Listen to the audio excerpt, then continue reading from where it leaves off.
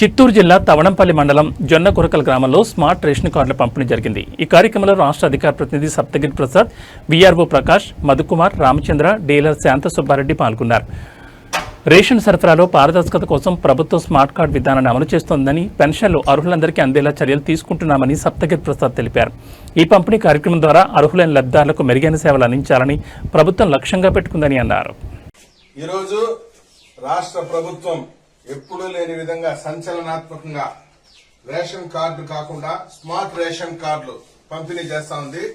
ఈ smart ration కార్డుల ద్వారా వీళ్ళకి ఎక్కడ అవసరం ఉంటే అక్కడ రేషన్ షాప్ లో ఇచ్చేటువంటి నిత్యావసర వస్తువులన్నీ కూడా తీసుకోవచ్చు.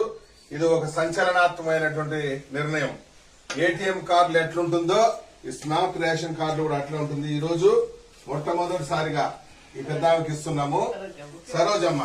సరోజమ్మ జొన్నగురకల గ్రామం తవనంపల్లి మండలం ఇస్తున్నాము. వైఏపీ కార్డు ఇది 35 కిలోలు ఈమెకి ప్రతి నెల బియ్యము అందిస్తున్నారు.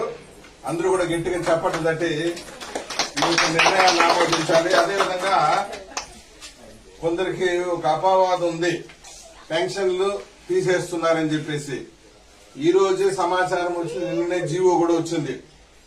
అర్హులైనటువంటి వ్యక్తులు ఎవరున్నా గాని పెన్షన్ తీసే క్వశ్చనే లేదని చెప్పి కూడా సర్కులర్ రావడం జరిగింది. కొందరు పెన్షన్లు తీసేస్తాను ప్రచారం చేస్తున్నారు. పని పాఠాలు లేని బ్యాచ్. ఆ పని పాఠాలు లేని బ్యాచ్ నేను చెప్తున్నాను, ఒక పెన్షన్ కూడా తీరు, ఒకే పెన్షన్ కూడా తీరు. ఈ రోజు సర్కులర్ కూడా వచ్చింది.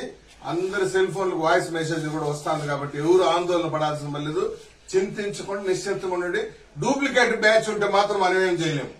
కాబట్టి ఒరిజినల్ గా ఎవడైతే పెన్షన్ అర్హత ఉందో వాళ్ళందరికీ వస్తుంది. స్మార్ట్ రేషన్ కార్డు మన సరోజమ్మకి వస్తున్నాం. Thank you.